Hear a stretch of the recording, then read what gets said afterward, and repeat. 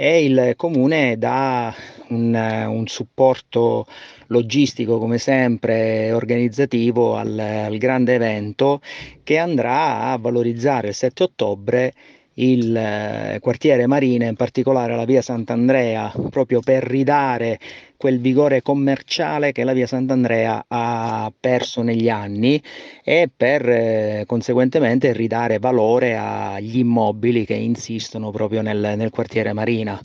Un lavoro di squadra, quello dell'amministrazione, guidato come sempre dall'attivissimo sindaco Angelo Balsamo e con un gruppo di lavoro formato da me, dall'assessore Platamone, dall'assessore Sitibondo e da tutti gli altri assessori della giunta che chi più chi meno con le proprie competenze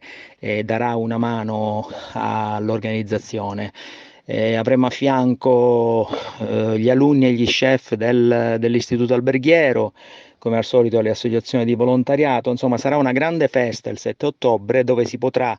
degustare il gambero rosso ma anche altre varietà di gambero pescate nel nostro mare. Si potrà assistere ad un convegno il pomeriggio al chiostro Sant'Angelo dove ci sarà allestita anche una mostra fotografica e di modellini di imbarcazione da pesca. Il convegno servirà proprio a dare valore al prodotto gambero rosso e parlare delle peculiarità e delle possibilità commerciali di questo prodotto.